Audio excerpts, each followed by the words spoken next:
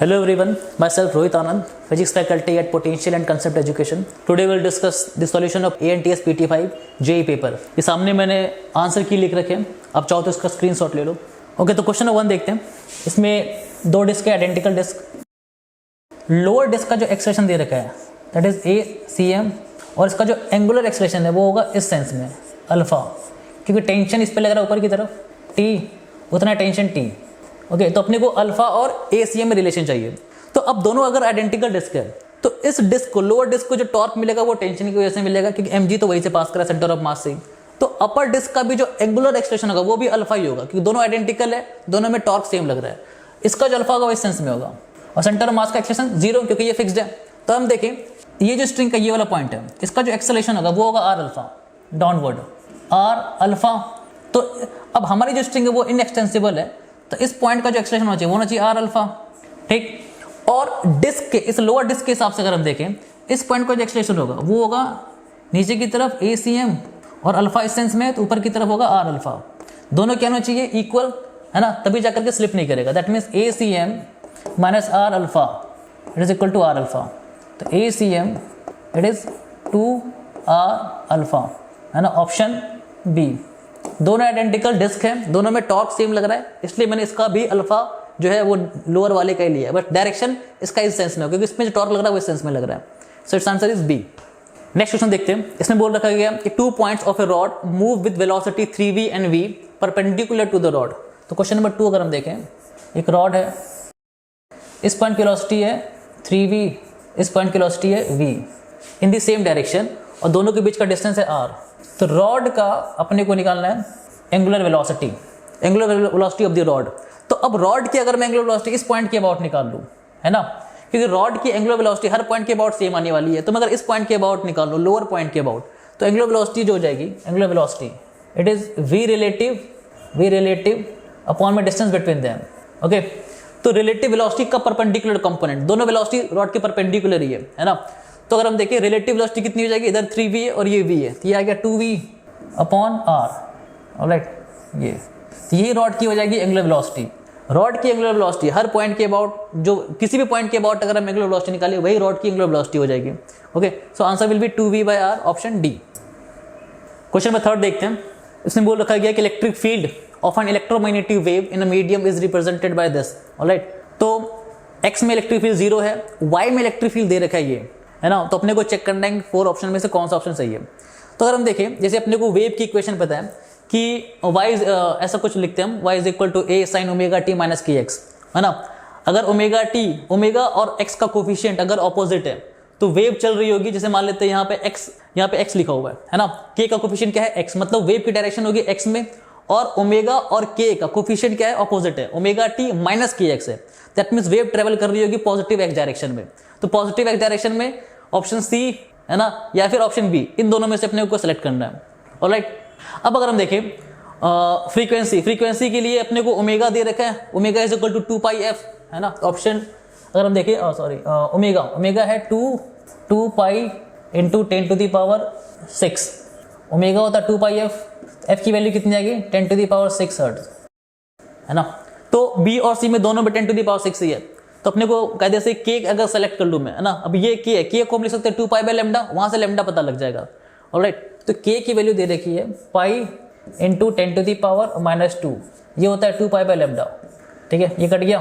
तो lambda is equal to 2/10⁻² metre, which means 200 metre. Okay, तो lambda आ गया 200 एंड फ्रीक्वेंसी इज 10⁻⁶। तो ऑप्शन सी, पॉजिटिव x मैंने ऐसे बोला, ओमेगा t माइनस kx है ना। अगर ओमेगा t प्लस kx होता तो यह माइनस x डायरेक्शन में ये वेव मूव कर रही होती। So it's answer is option C. Question number 4 में देखते हैं। पावर फैक्टर दे रखा है सर्किट का 1/√2, capacitance of the circuit is equal to, है ना, अपने को कैपेसिटेंस पता करना है। तो ये है अपना LCR सर्किट। तो अगर मैं फेजर बनाऊं, करंट को अगर मैं यहाँ लूँ, ऑलराइट, तो पोटेंशियल अक्रॉस रेसिस्टेंस VR इधर आ जाएगा, और हमें पता है कि इंडक्टर में वोल्टेज लीड करता है, तो VL इस साइड एंड करंट VC इधर की ओर। फेजर डायग्राम बना रहा हूँ क्योंकि कैपेसिटेंस में करंट लीड करता है 90 डिग्री से, इंडक्टर में वोल्टेज लीड करता है।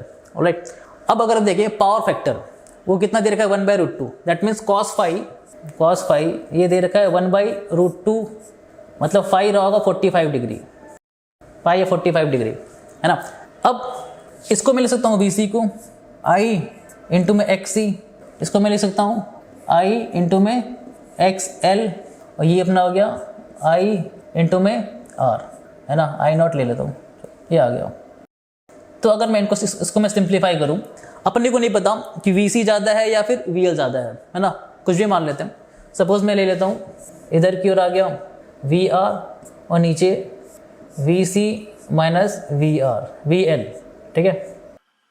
पावर फैक्टर क्या होता है, करंट, अच्छा करंट का फेजर तो इधर ही होगा I, ठीक। तो करंट और वोल्टेज में जो एंगल बनता है वो अपन बोलते हैं पावर फैक्टर, है ना। तो वो है 45 डिग्री, 45 डिग्री एंगल है 45 डिग्री, है ना। तो अगर हम 1045 के हिसाब से सोचें, है ना, तो 1040, अब अच्छा इसको मैं लिख सकता हूँ I0 XC माइनस में XL, ये हो जाएगा I0 इंटू में R। तो 1045 के हिसाब से अगर मैं सोचूं तो VR is equal to VC minus VL, ऐसा बोल सकते हैं। 1045 कितना होता है, 1 होता है। तो मैं यहाँ से बोल सकता हूँ कि I0 इंटू में R is equal to I0 into में XC माइनस XL, है ना। 1045 1 है, that means this is equal to this. तो यहाँ से I0 कट गया। R क्वेश्चन में कितना दे रखा है, R इज 10 ओम, XC को मैं लिख सकता हूँ 1 upon omega C, omega that is 100 into में C माइनस XL होता है omega L, that means 100 into में L कितना देगा 0.1, ठीक। ये कितना आ गया, डेसिमल गया 10, इधर आके ये 20 is equal to 1 upon 100 C। तो C की वैल्यू आ जाएगी इट इज़ 1 अपॉन 20 इंटू में 100, इतना फेराड, है ना। इसको जब हम कन्वर्ट करेंगे so answer will be C। Question number 5 देखते हैं। इसमें दे रखा 3 rings each of mass m radius r are placed so that they touch each other, है ना। तो 3 रिंग इस तरह से, alright. The radius of gyration of the system about the axis as shown in figure, इस axis के about अपने को बताना है रेडियस ऑफ गायरेशन, ठीक है। तो ऐसा करते हैं, इन तीनों रिंग का इस एक्सिस के अबाउट निकाल लेते हैं मोमेंट ऑफ इनर्शिया। तो इस रिंग का तो हो जाएगा mr²/2, ऑलराइट, बाय इस रिंग का आ जाएगा अपना mr²/2, और इसका निकाल सकते हैं हम लोग पैरेलल एक्सिस थ्योरम का यूज करके, इसका भी निकाल सकते हैं पैरेलल एक्सिस थ्योरम का यूज करके। तो टोटल मोमेंट ऑफ इनर्शिया मैं निकाल रहा हूँ इस एक्सिस के अबाउट। तो इस रिंग का आ गया m, रेडियस कितना दे रखा है ना, स्मॉल r, mr²/2 प्लस इस रिंग का अगर हम देखें तो इस वाले एक्सिस के about mr²/2 using perpendicular axis theorem, है ना। और पैरेलल एक्सिस थ्योरम से अगर हम देखें तो इस एक्सिस के अबाउट mr²/2 प्लस में mr², यह आ गया mr²/2 plus mr² using parallel axis theorem, और ऐसे ऐसे 2 रिंग है। इतना आ गया total moment of inertia. Radius of gyration के लिए क्या करते हैं, जिस भी एक्सिस के अबाउट अपने को निकालना हो रेडियस ऑफ गायरेशन, है ना, तो हम मोमेंट ऑफ इनर्शिया मान लेते हैं। यहाँ से कुछ रेडियस ऑफ गायरेशन कुछ ले लेते हैं L, ठीक है। तो टोटल 3 रिंग है, तो कितना हो गया, मास 3m, है ना। तो इस एक्सिस के अबाउट जो भी मोमेंट ऑफ इनर्शिया आएगा I, it is equal to 3m into में L²।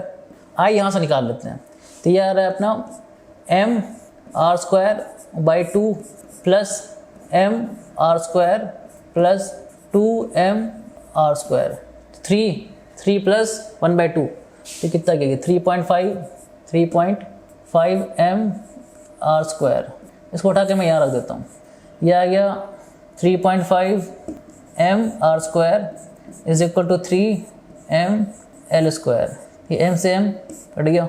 तो रेडियस ऑफ गायरेशन जिसको मैं L बोल रहा हूँ, इसकी वैल्यू आ जाएगी 3.5/3 रूट इंटू में r, डेसिमल हटाऊँ है ना, तो ये आ जाएगा इतना आ गया।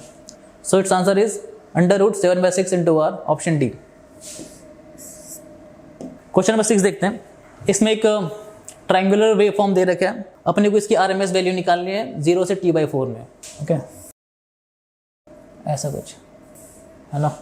तो ये टाइम है t/4 और ये मैक्सिमम वैल्यू दे रखी है इसकी v0। तो जो RMS वैल्यू का जो फॉर्मूला होता है VRMS, किसी भी फंक्शन की RMS वैल्यू हम कैसे निकालते हैं, स्क्वायर मीन रूट, है ना। फंक्शन का स्क्वायर करो तो v², है ना, और मीन कैसे लेते हैं v² dt/dt, क्योंकि v और t में रिलेशन है ना। ये अपना आ गया एवरेज वैल्यू, फंक्शन को स्क्वायर किया, उसकी एवरेज वैल्यू ले ली, ठीक है। कहाँ से कहाँ तक, 0 से लेकर के t/4, है ना, 0 से t/4 तक। देन इसका क्या करना है, रूट लेना है ना, फंक्शन का स्क्वायर करके उसका मीन लेकर के फिर अपने को रूट लेना है। ये अपना जनरल फॉर्मूला हो गया। अब मेरे को v चाहिए as a function of time, तो इक्वेशन लिख लेते हैं y is equal to mx, है ना, तो y is equal to m, slope कितना आ जाएगा v0 अपॉन में t/4 इंटू में x, that means 4v0 t upon में t, ये आ गया।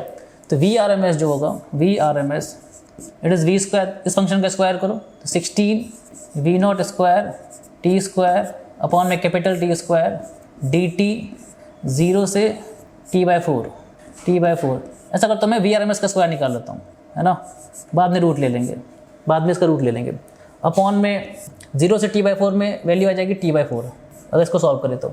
अब जो कॉन्स्टेंट्स को बाहर करते हैं, 16 v0 स्क्वायर t स्क्वायर और ये t/4, 4 ऊपर चला गया, है ना, ये आ गया।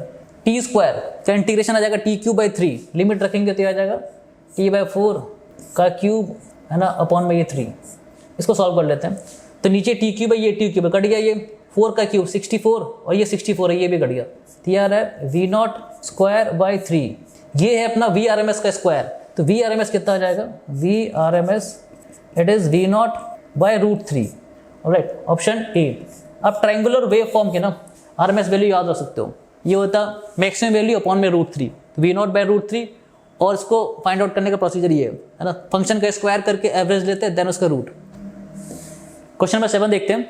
इसमें दे रखा है एक रॉड है जिसका रेसिस्टेंस है L, जिसका रेसिस्टेंस है capital R, sliding on a smooth pair of rails with velocity v towards right, uniform magnetic field दे रखा है परपेंडिकुलर टू द प्लेन। अपने को फाइंड आउट करना potential difference between A and B। तो जब भी कोई रॉड इस तरह के मैग्नेटिक फील्ड में मूव करे, तो हमें पता है कि ये रॉड एक बैटरी की तरह बिहेव करती है, जिसके अक्रॉस जो EMF आता है दैट इज BLV, है ना, BLV। तो हम इस रॉड को ऐसे बोल सकते हैं कि ये एक रॉड एक बैटरी की तरह बिहेव कर रही है, जिसका EMF है BL × V, और इसका रेसिस्टेंस कुछ दे रखा है R, ठीक है, और करंट ऐसा कुछ जाएगा। तो ये ऐसा समझ लो कि ये जो है ना एक बैटरी है जो सोर्स की तरह एक्ट कर रही है, तो इसके अक्रॉस जो पोटेंशियल डिफरेंस आएगा वो होगा E-IR, है ना, इसके अक्रॉस जो पोटेंशियल डिफरेंस आएगा डेल्टा V, जब भी बैटरी सोर्स की तरह बिहेव करती है तो उसके अक्रॉस जो पोटेंशियल डिफरेंस आता है that is E-IR, E-I × R। EMF है BLV, motional EMF BLV - IR, okay.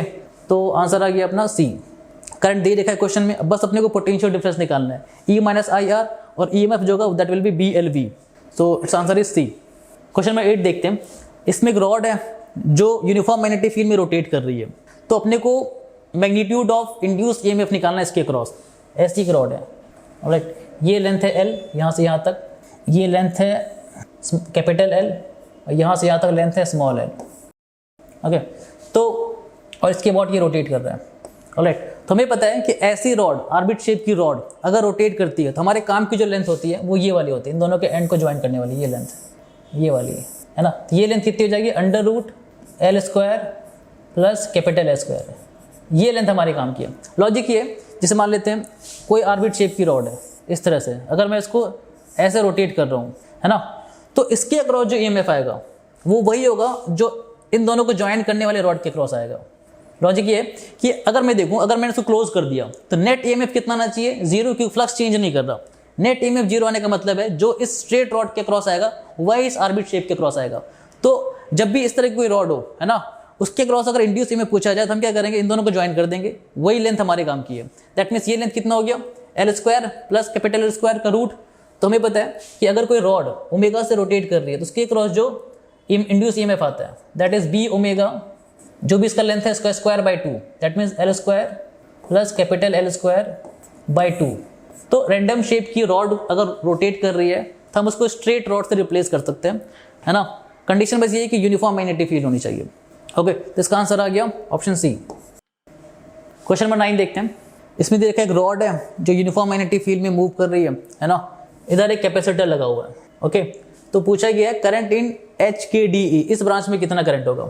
तो अब ये रॉड V वेलोसिटी से घूम रही, मतलब मूव कर रही है, तो इसके क्रॉस जो EMF आएगा वो आएगा BLV, और क्वेश्चन में दे रखा है ये V कांस्टेंट है, तो इसका मतलब ये हुआ कि इसके क्रॉस जो EMF आएगा BLV वो भी कांस्टेंट होगा, है ना। तो मैं इस रॉड को एक बैटरी से रिप्लेस कर देता हूँ, इधर अपना गया कैपेसिटर C। EMF कितना आ रहा है, EMF V L V. Okay, तो अब ईएमएफ कांस्टेंट है तो इस पे जो चार्ज आएगा वो आएगा प्लस में सीई और यहाँ आ गया माइनस में सीई।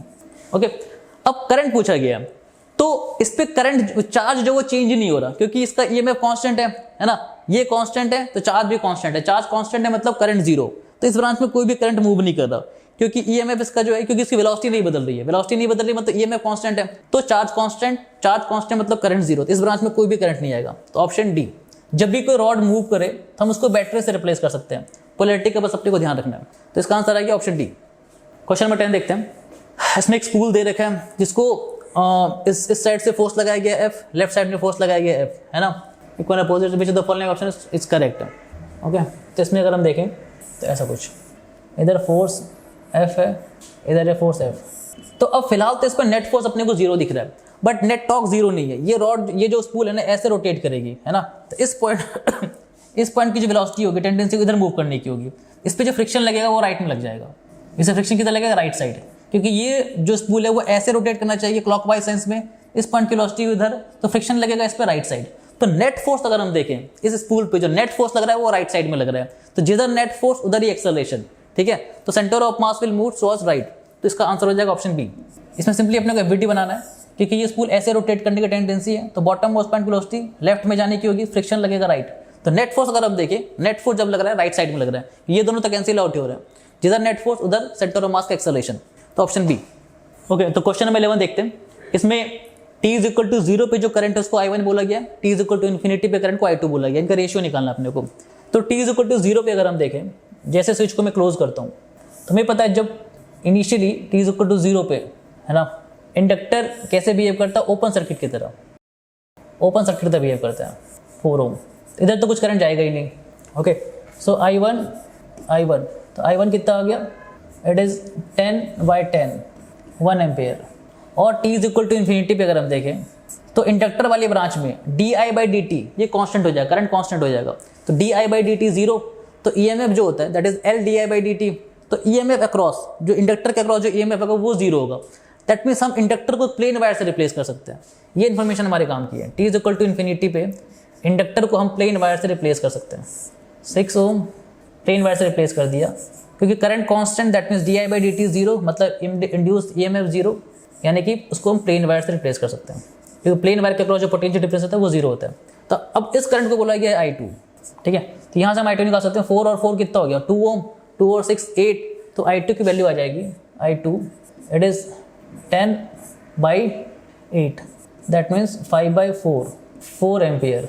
अपने को क्या पूछा गया है, I1/I2, दैट मीन्स 1/5/4, 4 ऊपर चला गया, तो I1/I2 इट इज 0.8, ऐसा आ जाएगा, है ना। So option B. तो अपने को ये ध्यान रखना है, initially inductor will act as an open circuit और t is equal to infinity पे उसको हम प्लेन वायर से रिप्लेस कर सकते हैं। So it's answer is option B 0.8। Question number 12 में देखते हैं। इसमें ये बोला गया है एक टाइम वेरी मैग्नेटिक फील्ड है P, time vary magnetic field B, it is 2t³ - 24t। तो t is equal to 2 second पे अपने को इंड्यूस इलेक्ट्रिक फील्ड निकालना है। तो इंड्यूस इलेक्ट्रिक फील्ड से रिलेटेड जो हमारे पास फॉर्मूला है E induce dot dl, it is -d∅/dt, alright. और d∅/dt जो होता है वो होता है a dB/dt, एरिया क्योंकि हमारा फिक्स है a dB/dt। ऐसा करते हैं dB/dt पहले कैलकुलेट कर लेते हैं, t is equal to 2 second पे। तो dB/dt अगर हम देखें, dB/dt ये कितना आ रहा है, 6t² - 24 at t is equal to 2 second पे अगर हम देखें तो dB/dt ये आ रहा है 6 × 4 - 24, दैट मीन्स 0। अब ये चीज़ अगर 0 है तो इंड्यूस में भी कितना हो जाएगा, 0, that means t is equal to 0 पे कोई भी इंड्यूस इलेक्ट्रिक फील्ड नहीं आएगा, ऑलराइट। सो ऑप्शन सी, क्योंकि dB/dt 0 है तो इंड्यूस इलेक्ट्रिक फील्ड की वैल्यू कितनी हो जाएगी, 0। मूव करते हैं अगले क्वेश्चन की तरफ। तो क्वेश्चन नंबर 13 में ऐसा बोला गया कि कंडक्टिंग रॉड है PQ जिसकी लेंथ दे रखी है और वो उसकी स्पीड दे रखी है यूनिफॉर्म स्पीड से, यानी कांस्टेंट स्पीड से वो राइट साइड में मूव कर रहा है और एक कैपेसिटर लगा हुआ है। तो अपने को चार्ज पूछा गया इस पर, तो हमें पता है कि अगर ये रॉड मूव कर रही है तो इसको मैं बैटरी से रिप्लेस कर सकता हूँ, है ना। और पोलैरिटी किधर होगी, V×B से चेक कर सकते हैं, ऊपर हायर पोलैरिटी नीचे लोअर, है ना। दैट मीन्स ये वाली जो प्लेट है वो हायर पोलैरिटी से जुड़ी हुई है, ऐसा कुछ मैं बना रहा हूँ, है ना। तो प्लेट ए और ये प्लेट बी, तो प्लेट ए पे पॉजिटिव चार्ज आएगा, प्लेट बी पे नेगेटिव चार्ज आएगा, एक ही ऑप्शन सेटिस्फाई कर रहा है ना। और कितना चार्ज आएगा प्लेट ए पे, अगर इसका EMF E है तो चार्ज जो आएगा प्लेट ए पे QA इट इज़ CE और QB इट इज़ -CE। तो मैं QA निकाल लेता हूँ, C इंटू में E, और इंड्यूस EMF होता है BLV। ऐसे क्वेश्चन में अगर वेलोसिटी लेंथ सब आपस में परपेंडिकुलर हो तो BLV, बस अपने को वैल्यू रखनी है। C कितना दे रखा है क्वेश्चन में, C इज 10 माइक्रो, तो 10 रख देता हूँ मैं, क्योंकि आंसर भी माइक्रो में दे रखा है। B कितना है, B इज़ 4, L इज़ 1 और V कितना दे रखा है, वेलोसिटी इज़ 2, तो कितना आ गया ये 80 माइक्रोकूलम। तो प्लेट ए पे 80 माइक्रोकूलम, प्लेट बी पे माइनस में 80 माइक्रोकूलम, ऑप्शन ए। जब भी इस तरह से रॉड मूव करे आप आराम से रॉड को एक बैटरी से रिप्लेस कर दो, फिर पूरा का पूरा क्वेश्चन करंट इलेक्ट्रिसिटी या बेसिक कैपेसिटर में जैसे हम लोगों ने किया वैसे ही बन जाता है। तो ऑप्शन ए। क्वेश्चन 14 देखते हैं, इसमें दे रखा है रेसिस्टर है, कैपेसिटर कनेक्टेड, AC सप्लाई दे रखा है ना, करंट इन द सर्किट ये भी दे रखा है, power consume in the circuit 100 watt, then resistance in the circuit. तो हमें पता है कि जो भी पावर कंज्यूम होता है वो रेसिस्टेंस ही कंज्यूम करता है, कैपेसिटर या इंडक्टर को भी पावर कंज्यूम नहीं करता है, एवरेज पावर कुछ भी कंज्यूम नहीं करता है वो। तो पावर का हमारे पास फॉर्मूला है IRMS का स्क्वायर इंटू में R, ओके। जो भी पावर कंज्यूम होगा रेसिस्टेंस का, तो बाकी इन्फॉर्मेशन हमारे किसी काम की नहीं है। तो पावर दे रखे है, करंट की वैल्यू दे रखी है, कितनी है 2, 4 इंटू में R, तो R 25 ओम, ओके। तो ऑप्शन बी, जो भी पावर कंज्यूम होगा वो रेसिस्टेंस ही करेगा, तो ऑप्शन बी। क्वेश्चन 15 देखते हैं, इसमें एक रॉड दे रखी है EF जो V स्पीड से कांस्टेंट स्पीड से मूव कर रही है, सामने एक वायर है PQ wire, alright, move is constant speed, the force needed to maintain the constant speed of EF। अब देखो, अब ये जो रॉड है ना, ये अगर V स्पीड से मूव कर रही है तो ये रॉड इस वायर के मैग्नेटिक फील्ड में है ना, ये वाली रॉड इस वायर के मैग्नेटिक फील्ड में, इसमें EMF जनरेट होगा, EMF है और ये सर्किट कंप्लीट भी हो रहा है, इसमें करंट भी आएगा। इसका मतलब हम ऐसा बोल सकते हैं कि करंट कैरिंग एक रॉड है ना, करंट कैरिंग रॉड एक मैग्नेटिक फील्ड में रखा हुआ है, तो उस पर फोर्स भी लगेगा, फोर्स लगेगा तो इसकी स्पीड क्या होगी, बदलेगी, है ना। अब अगर मेरे को इसकी स्पीड अगर कांस्टेंट रखनी है तो जितना मैग्नेटिक फोर्स होगा उतना ही मेरे को क्या करना पड़ेगा, उतना ही फोर्स अपोजिट में लगाना पड़ेगा, ठीक है, तभी इसकी स्पीड कांस्टेंट रह पाएगी। तो कितना मैग्नेटिक फोर्स इस रॉड पे लगेगा वो हमें कैलकुलेट करना है, उतना ही फोर्स हमें लगाना है। तो मैग्नेटिक फोर्स जो होगा, अगर हम देखें इधर मैं PQ वायर ले रहा हूँ, PQ, और इधर ऐसा करते हैं, बस मैं ये वाला पोर्शन देख रहा हूँ, EF बना रहा हूँ, EF है ना। तो अब अगर हम देखें पोलैरिटी की, अगर मैं बात करूँ तो मैग्नेटिक फील्ड जो है, यानी कि ये जो EF रॉड है ये वाले वायर के मैग्नेटिक फील्ड में है और ये वाला वायर मैग्नेटिक फील्ड अंदर की तरफ प्रोड्यूस कर रहा है ना। तो इसकी पोलैरिटी होगी इधर हाई है साइड, तो मैं ऐसा बोल सकता हूँ इधर हाई पोटेंशियल इधर लो, है ना। तो करंट इसमें ऐसा कोई जा रहा है आई, तो मैग्नेटिक फोर्स जो लगेगा ऊपर की तरफ लगेगा, है ना, ऊपर की तरफ फोर्स, ठीक। अब लेंथ जो है वो मैग्नेटिक फील्ड के परपेंडिकुलर है ना, तो हम ऐसा फोर्स बोल सकते हैं, फोर्स जो होता है किसी वायर पे ऐसा बोल सकते हैं फोर्स, करंट कैरिंग वायर पे DF, यह आ जाएगा BI इंटू में L, स्मॉल लेंथ ले लेता हूँ DX, क्यों, क्योंकि ये जो वायर है ना EF वायर, ये नॉन यूनिफॉर्म मैग्नेटिक फील्ड में, अपने को छोटा सा एलिमेंट लेना पड़ेगा, है ना। तो मैं ऐसा करता हूँ, यहाँ से X डिस्टेंस पे एक एलिमेंट ले लेता हूँ DX, इस पर कितना फोर्स लगेगा वो देख लेते हैं। तो BI इंटू में DX, तो B कितना हो जाएगा, ये आ जाएगा म्यू नॉट, B किसकी वजह से, इस वाले वायर की वजह से, तो mu naught I upon 2 pi X, alright. अच्छा, इस वाले वायर में जो करंट है ना, इसको मैं बोल देता हूँ कुछ I1 बोल देता हूँ मैं, है ना, I1, ठीक। और इस वाले वायर में जो करंट आएगा I1, वो आएगा इंड्यूस्ड EMF BLV अपॉन में रेसिस्टेंस, ठीक है। अच्छा, ऐसा करते हैं I1 को अलग से निकाल लेते हैं, I1 इंटू में DX। तो टोटल फोर्स अगर मुझे चाहिए F, इसको इंटीग्रेट करना पड़ेगा A से लेकर के B तक। अब I1 मैं अलग से निकाल लेता हूँ, तो I1 जो होगा it is induce EMF upon resistance, और इंड्यूस EMF जो होगा इट इज BLV, और अगेन यहाँ पे B वेरिएबल है, तो इंड्यूस EMF के लिए हमें अगेन इंटीग्रेट करना पड़ेगा। अगर मेरे को इंड्यूस EMF चाहिए, ठीक है, तो यहाँ से PQ वायर जो है, यहाँ से X डिस्टेंस पे लेंथ लेना पड़ेगा DX, ऑलराइट। तो I1 की वैल्यू जो आएगी इट इज़ B, जो कि mu naught I upon 2 pi X BLV upon R, इसकी वैल्यू हो जाएगी A से लेकर के B तक। तो इसको मैं सॉल्व कर लेता हूँ, ये आ जाएगा mu naught I upon 2 pi R V constant, ये mu naught I V 2 pi R सब कॉन्स्टेंट है, बाहर आ गया।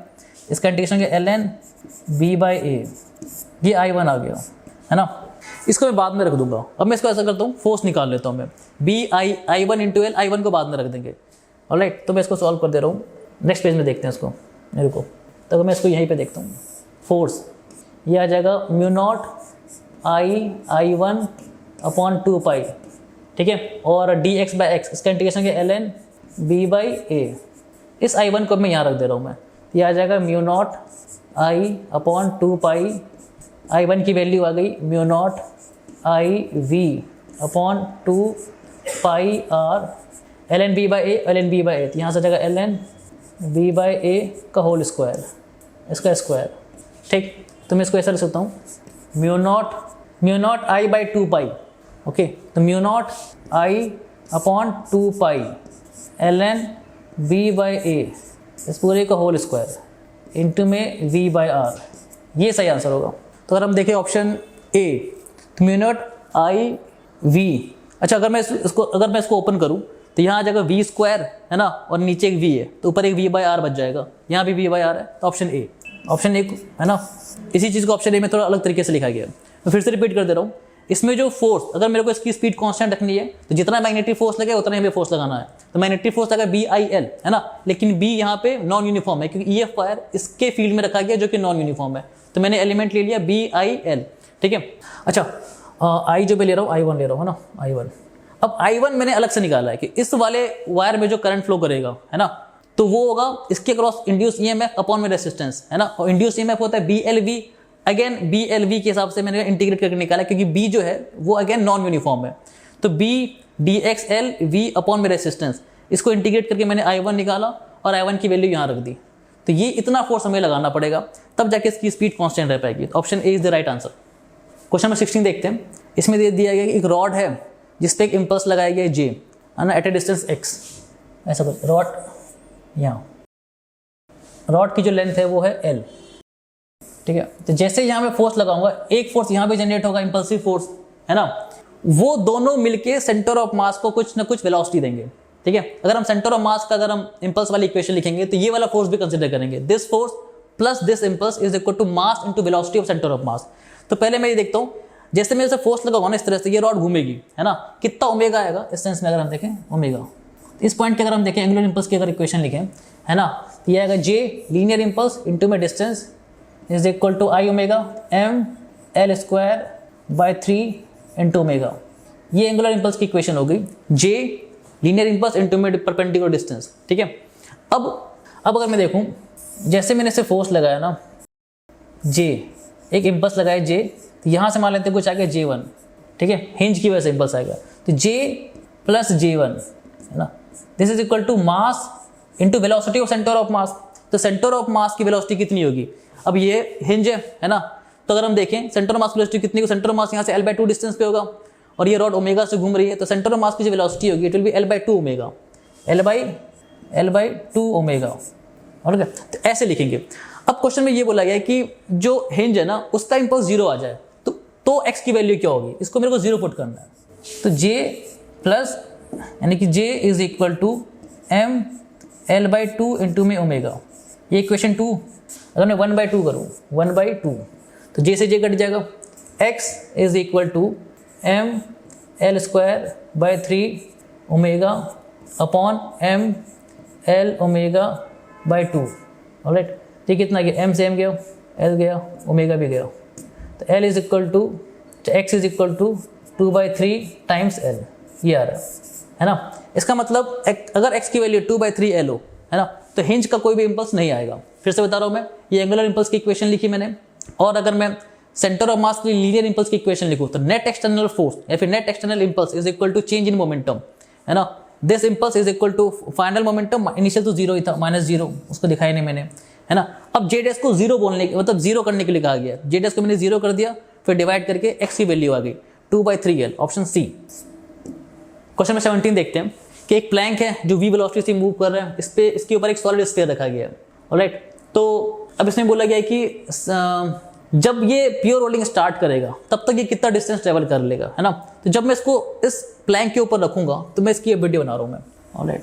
तो बॉटम मोस्ट पॉइंट की वेलोसिटी कितनी है 0, और प्लैंक की वेलोसिटी कितनी है v आगे की तरफ, ऑलराइट। तो इस पे जो फ्रिक्शन लगेगा, इसकी वेलोसिटी 0 और प्लैंक की वेलोसिटी v, ऑलराइट। तो इस पे फ्रिक्शन लगेगा आगे, है ना, कितना होगा kinetic friction which will be mu M G. तो इसका एक्सेलरेशन भी आगे होगा, ठीक। अब इस फ्रिक्शन की वजह से ये स्फीयर रोटेट करेगा, इसके बाद कुछ ओमेगा भी होगा इस तरह से, ठीक। तो अगर हम किसी भी टाइम पे अगर हम वेलोसिटी देखें, linear velocity v it is u plus a T, ये कितना हो जाएगा म्यू एम जी अपॉन में m, फोर्स बाय मास। तो एक्सेलरेशन तो म्यू जी हो गया, म्यू जी इंटू में टी। दैट मीन्स वेलोसिटी जो है किसी भी टी टाइम पे मैं लिख रहा हूँ म्यू जी इंटू में टी, है ना। प्योर रोलिंग का मतलब है इस पॉइंट की वेलोसिटी और प्लैंक की वेलोसिटी क्या हो जाए, सेम हो जाए। इस पॉइंट की वेलोसिटी अगर मुझे लिखना है ना, यानी कि स्फीयर के बॉटम में उस पॉइंट की वेलोसिटी लिखनी है मुझे, तो v और ओमेगा दोनों पता होना चाहिए। सच दैट कि v है ना, इस साइड v और ओमेगा इस सेंस में, तो v प्लस आर ओमेगा को मैं इस कैपिटल V के बराबर कर सकूं। तो ओमेगा अगर मैं लिखूं, है ना, किसी भी टी टाइम में ओमेगा, इनिशियल एंगुलर वेलोसिटी कितनी थी 0, है ना, प्लस अल्फा टी, ऐसा लिख सकते हैं। और अल्फा को मैं क्या लिख सकता हूँ, torque upon moment of inertia. Torque जो लगेगा वो लगेगा फ्रिक्शन का, that means mu M G into में R upon moment of inertia solid sphere है, तो कितना गया ये 2/5 mr² इंटू में टी। तो ये कितना आ गया, m से m कट गया, एक r भी गया। तो जो ओमेगा आ रहा है that is mu g T, ये 5 ऊपर गया अपॉन 2r, इतना आ रहा है ओमेगा। तो अगर हम देखें इसका ओमेगा इस सेंस में वेलोसिटी इधर है, तो इस पॉइंट की वेलोसिटी किसी भी टी टाइम पर अगर वेलोसिटी देखो इसकी, ये हो जाएगी v plus r omega, v plus r omega. तो v किसी भी टी टाइम में इतना है mu g t plus r omega. R omega कितना दे रखा है ये 5 mu g t upon 2r into में r। तो बॉटम मोस्ट पॉइंट की वेलोसिटी किसी भी टी टाइम में v plus r into omega, ये वेलोसिटी होगी। और प्योर रोलिंग है ना करना है अगर मेरे को, है ना, तो ये velocity it should be equal to capital V। यानी कि मैं ऐसा बोल सकते हैं इतने समय, यहाँ से हम टाइम निकाल लेते हैं कितने टाइम में प्योर रोलिंग स्टार्ट हो जाएगी। वो टाइम निकालने के लिए मैंने लीनियर वेलोसिटी निकाली, एंगुलर वेलोसिटी निकाली, फिर v प्लस आर ओमेगा को कैपिटल V से इक्वेट करके मैं टाइम निकाल रहा हूँ। अब मेरे को टाइम पता लग जाएगा तो ut plus half AT square से हम डिस्टेंस भी निकाल सकते हैं। यहाँ से टाइम कितना आ रहा है, ये r से r गया, तो यहाँ से जो ये कितना रही है 7 mu g t by 2 is equal to v। तो यहाँ से मैं म्यू की वैल्यू दे रखी है क्वेश्चन में 2/7, तो यही रख देता हूँ 7/2 इंटू 2/7 इंटू में g into t is equal to v। तो ये कट गया, तो टाइम जो आ रहा है यहाँ से इट इज v/g। तो डिस्टेंस जो होगा it is ut plus half AT square, initial velocity कितनी थी 0, हाफ a कितना है म्यू जी इंटू में टी स्क्वायर, ठीक। तो ये आ जाएगा हाफ म्यू की वैल्यू है 2/7 g इंटू में t square, that means v square by g square. तो ये आ गया 2 से 2 कैंसिल आउट, तो v स्क्वायर अपॉन 7g, ये आ गया डिस्टेंस, ऑलराइट। तो कौन सा ऑप्शन सही हो जाएगा, v square by 7g, option A. फिर से रिपीट कर दे रहा हूँ मैं, इस क्वेश्चन में मैंने क्या किया, वो टाइम निकाल लिया जब प्योर रोलिंग स्टार्ट होगी, है ना। प्योर रोलिंग का मतलब है बॉटम मोस्ट पॉइंट की वेलोसिटी प्लैंक की वेलोसिटी के बराबर आ जाए। जैसे मैं इसको यहाँ रखूंगा, इस स्फीयर पे फ्रिक्शन लगेगा आगे की तरफ, kinetic friction mu M g, उसकी वजह से ये एक्सेलरेट करेगा और म्यू एम जी की वजह से ये रोटेट भी करेगा, अल्फा भी होगा इसके पास। तो किसी भी टी टाइम में वेलोसिटी लिख ली मेरे, है ना, v is equal to u plus a t, और ओमेगा निकाल लिया, omega initial plus alpha t. Alpha है torque upon a moment of inertia, यहाँ से मैंने ओमेगा निकाल लिया। फिर बॉटम मोस्ट पॉइंट की वेलोसिटी v इधर और r ओमेगा इधर, तो v प्लस r ओमेगा, ठीक है। और उसको मैंने इक्वेट कर दिया प्लैंक की वेलोसिटी से, यहाँ से टाइम निकाल करके फिर ut plus half AT square से हम कितना डिस्प्लेसमेंट होगा सेंटर ऑफ मास को वो हम निकाल सकते हैं। So it's answer is option A. Question 18 देखते हैं।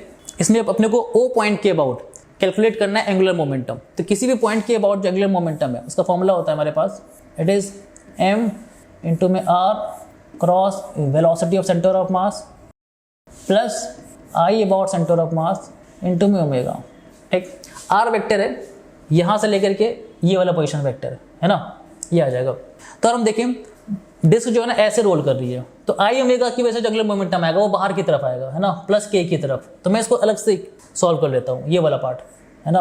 आई ओमेगा की वजह से एंगुलर मोमेंटम है बाहर की तरफ, और इसकी वजह से आर क्रॉस वी, है ना, आर क्रॉस वी, इसकी वजह से एंगुलर मोमेंटम है अंदर की तरफ। फिर दोनों को हम वेक्टोरली ऐड कर लेंगे, तो आई ओमेगा की वजह से एंगुलर मोमेंटम इस साइड, है ना, तो वो आ जाएगा आई। अब यहाँ पे क्या है, डिस्क है, तो डिस्क है तो momentum inertia m r² by 2 into में ओमेगा, वो दे रखा 3v/r, 3v/r, तो ये कट गया, तो ये आ रहा है 3/2 mvr, ये बाहर की तरफ मतलब प्लस के।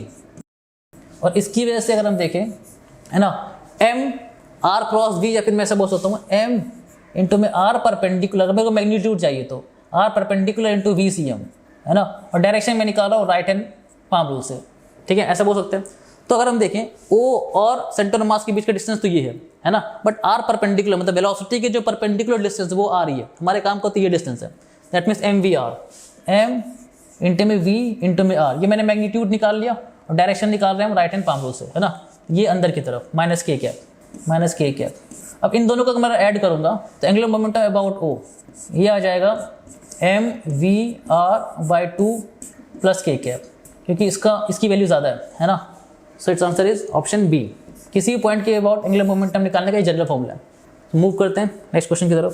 क्वेश्चन नंबर 19 इन्फॉर्मेटरी क्वेश्चन है, तो हमें बस ये पता होना चाहिए E0 और V0 में relation. E0 is equal to V0 into में V speed of the wave, E0 V0 speed of the wave को हम बोल सकते हैं ओमेगा बाई के।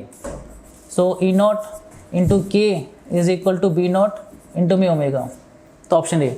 ये रिलेशन हमें पता होना चाहिए, इलेक्ट्रिक फील्ड की मैक्सिमम वैल्यू और मैग्नेटिक फील्ड की मैक्सिमम वैल्यू में रिलेशन हमें पता होना चाहिए, है ना। E0 is equal to V0 times velocity of the wave, and velocity of wave को हम लिखते हैं omega by k, so it's answer is option A. Question number 20, ये भी इन्फॉर्मेटरी क्वेश्चन है। इलेक्ट्रिक एंड मैग्नेटिक फील्ड जो होता है इलेक्ट्रोमैग्नेटिक वेव में, वो दोनों सेम फेज में होते हैं and perpendicular to each other, है ना, आपस में परपेंडिकुलर होते हैं, दोनों का फेज भी सेम होता है। लास्ट क्वेश्चन में आप देखोगे उनका फेज भी सेम ही था, ओके। तो ये इन्फॉर्मेटरी क्वेश्चन है। क्वेश्चन नंबर 21 में देखते हैं, एक सॉलिड स्फीयर है जिसके सेंटर पे फोर्स लगाया गया 14 न्यूटन, मास 1 kg दे रखा है और ये रोल कर रहा है बिना स्लाइड किए हुए, तो फ्रिक्शनल फोर्स निकालना है अपने को। तो ये फोर्स है 14 न्यूटन, है ना, इस पे फ्रिक्शन में मान लेता हूँ कुछ लेफ्ट साइड है, ऐसा कुछ, है ना। तो जो टॉर्क लगेगा वो फ्रिक्शन की वजह से लगेगा, क्योंकि इसका जो एक्सटर्नल फोर्स है वो सेंटर से पास हो रहा है, उसका टॉर्क 0, तो फ्रिक्शन की वजह से टॉर्क आएगा, है ना, उस टॉर्क की वजह से जो एंगुलर एक्सेलरेशन आएगा it will be like this, ठीक है।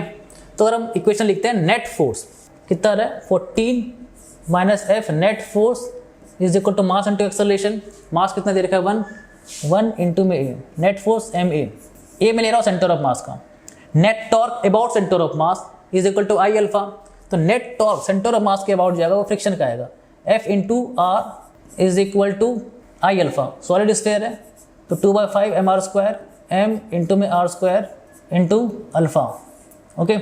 और अगर ये प्योर रोल कर रहा है तो बॉटम मोस्ट पॉइंट का जो एक्सेलरेशन होगा ए इधर की ओर और आर अल्फा इधर की तरफ, उसका एक्सेलरेशन सरफेस के एक्सेलरेशन के बराबर होना चाहिए जो कि 0 है। दैट मीन्स मैं बोल सकता हूँ A should be equal to R alpha, है ना। तो अल्फा को मैं क्या रख सकता हूँ a/r, इसको उठा के मैं यहाँ रखूँ तो यह आ जाएगा f into are is equal to 2/5 r² into alpha a/r, एक आर तो यहाँ से कैंसिल आउट हो गया, एक इधर, तो f is equal to 2/5a, alright. इसको उठा के यहाँ रख देता हूँ मैं, तो 14 minus 2/5a is equal to a, तो यहाँ से आ गया 14 इज इक्वल टू 7/5a, तो a की वैल्यू कितनी आ रही है 10 मीटर पर सेकेंड स्क्वायर, और फ्रिक्शन अपने को पूछा गया तो इसको उठा के यहाँ रख देते हैं, ये आ रहा है 2/5 इंटू 10, दैट मीन्स 4 न्यूटन, सो इसका आंसर आ गया 4। क्वेश्चन नंबर 22 देखते हैं, इसमें जो स्फीयर है वो प्योर रोल कर रहा है ना, तो अपने को पता करना है अल्फा, देखते हैं, ठीक। इसका एक्सेलरेशन इधर की ओर है, सेंटर ऑफ मास का 4 मीटर पर सेकेंड स्क्वायर, और प्लैंक का जो एक्सेलरेशन है वो इधर की ओर है 2 मीटर पर सेकेंड स्क्वायर, राइट। तो अब अगर मेरे को इस स्फीयर को रोल करवाना है तो बॉटम मोस्ट पॉइंट का जो एक्सेलरेशन है वो होना चाहिए राइट साइड, इधर की तरफ, क्योंकि प्लैंक का जो एक्सेलरेशन है वो है 2 मीटर राइट साइड, ठीक है। तो उसके लिए मैं अल्फा जो है ना, अल्फा का सेंस होना चाहिए इधर की तरफ, ठीक है। तो अगर मैं बॉटम मोस्ट पॉइंट का एक्सेलरेशन लिखूँ तो आर अल्फा इस साइड और इधर की ओर 4, है ना, तो net acceleration it should be equal to 2, that means r alpha minus 4 it should be equal to 2, r दे रखा क्वेश्चन में कितना 2 इंटू में अल्फा इज इक्वल टू कितना आ गया 6, अल्फा कितना आ रहा है 3। प्योर रोलिंग के लिए जो रोलिंग बॉडी है उसका बॉटम मोस्ट पॉइंट या फिर कॉन्टैक्ट पॉइंट की वेलोसिटी या एक्सेलरेशन वही होनी चाहिए जो सरफेस की है, ठीक है। तो इसका आंसर आ गया 3। 23 देखते हैं, 23 में अपने को पूछा गया magnitude of change in flux, I versus T का ग्राफ दे रखा है, रेसिस्टेंस दे रखा है 10 ओम। ओके, तो चार्ज जो होता है ना, चार्ज किसी कंडक्टिंग लूप से अगर फ्लक्स वगैरह चेंज हो रहा है तो चार्ज का हमारे पास फॉर्मूला है, it is change in magnitude of flux upon में रेसिस्टेंस ऑफ द लूप। तो हम बचा बोल सकते हैं डेल्टा फाई, ये कितना आ जाएगा Q इंटू आर। और चार्ज कैसे निकाल सकते हैं हम, एरिया अंडर कर्व आई वर्सेस टी का एरिया निकाल सकते हैं, है ना, उससे चार्ज मिल जाएगा अपने को। एरिया आ जाएगा हाफ इंटू बेस इंटू 0.1, है ना। रेसिस्टेंस कितना दे रहा है क्वेश्चन में, 10 ओम। ऑलराइट, तो ये कितना हो गया, ये तो गया, तो आंसर यहाँ सारा 2 कर लो। क्या पूछा गया, मैग्नीट्यूड ऑफ, अच्छा सॉरी फ्लक्स पूछा गया है ना, 2 इतना आ जाएगा वेबर, है ना। तो आंसर इज 2। सिंपल सा फॉर्मूला यूज करना है अपने को, Q is equal to delta phi upon r. और चार्ज के लिए मैंने एरिया निकाल लिया, half into base into height, resistance question में दे रखा है, इसको सॉल्व करके आंसर आ रहा है 2। 24 अगर देखें, इसमें दे रखा है 2 कॉइल है, 2 कॉइल 1 एंड 2, म्यूचुअल इंडक्टेंस दे रखा है ना 5, और रेसिस्टेंस दे रखा है 10 ओम। और करंट फ्लोज इन करंट 1 में जैसे मान लेते हैं, ये लूप 1 ले लेता हूँ मैं, ये कुछ लूप 2, ये 1 और ये 2, है ना। तो फ्लक्स थ्रू 2 ड्यू टू 1 में बोल सकता हूँ म्यूचुअल इंडक्टेंस इन पेयर का इंटू में I1, ऐसा बोल सकते हैं, ठीक। अब अगेन इससे पूछा गया चार्ज, तो चार्ज के लिए अगेन वही फॉर्मूला है, charge is delta phi by r. Okay, तो अगर हम देखिए इनिशियल फ्लक्स जो होगा फाई इनिशियल, इसको मैं क्या कर सकता हूँ, म्यूचुअल इंडक्टेंस जो कि 5 इंटू में करंट इनिशियली कितना रहा होगा, तो I1 ये दे रखा है 2t²। तो जब टाइम 0 है तो करंट कितना होगा, टाइम को 0 रखने पे I1 की वैल्यू कितनी आ जाएगी, 0। तो इनिशियल फ्लक्स तो 0 आ रहा है ना। फ्लक्स कब, 2 सेकंड पे, है ना।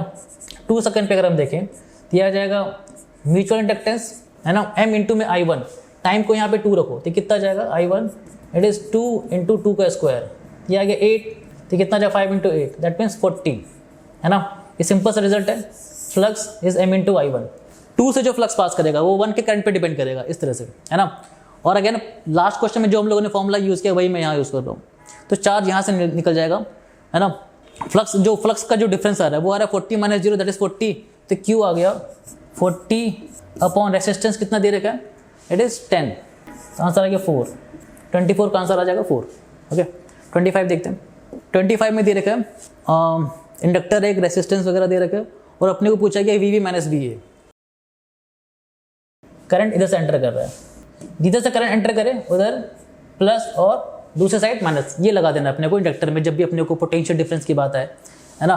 रेसिस्टेंस ये दे रखा है 1 ओम, इसकी वैल्यू दे रखी है 5 मिली हेनरी, ये वैल्यू दे रखी है 8, है ना, प्लस माइनस। ऐसा करता हूँ मैं, यहाँ से चालू करता हूँ A से, तो VA करंट की डायरेक्शन में अगर हम जाएँ, रेसिस्टेंस को जंप करते हैं तो माइनस IR, तो माइनस में I कितना दे रखा है क्वेश्चन में 5, तो 5 इंटू में 1, बैटरी जंप कर रहे हैं लो से हाई तो प्लस में 8, इंडक्टर जंप करते हैं तो अगर करंट की डायरेक्शन में जाते हैं तो माइनस में L di by dt, L कितना दे रखा है 5 milli henry, that means 5 by 1000 into में di बाई dt। तो di बाई dt जो है ये दे रखा है current is decreasing at the rate of 10 to the power 3, that means di by dt value minus में 10 to the power 3, current decrease कर रहा है ना। तो इंडक्टर को मैं जंप कर रहा हूँ, करंट के डायरेक्शन में जा रहा हूँ, तो माइनस में L di by dt, di by dt value दे रखी है माइनस में 10 to the power 3 is equal to VB, B तक पहुंच गया। फिर से रिपीट कर रहा हूँ मैं, VA रेसिस्टेंस जंप किया करंट के डायरेक्शन में माइनस IR, बैटरी जंप किया प्लस 8, करंट के डायरेक्शन में जाते हैं तो ये प्लस ये माइनस, एकदम रेसिस्टेंस जैसा ही बिहेव करता है ये, है ना। मतलब पोटेंशियल लिखने में वो लॉजिक हम यूज कर सकते हैं, रेसिस्टेंस वाला logic. L di by dt, बस di बाई dt को विद साइन रखना है, करंट डिक्रीज कर रहा है तो di by dt it will be negative. अब इसको सॉल्व कर लेते हैं, ये माइनस और ये माइनस प्लस आ गया, तो VA minus 5 plus 8 plus 5 by 1000 into 1000 is equal to VB, ये कट गया, तो VA, अच्छा अपने क्या पूछा गया, VB माइनस VA, तो VB minus VA it is 8, so it's answer is 8। Alright, 25 का आंसर है। Okay, thank you.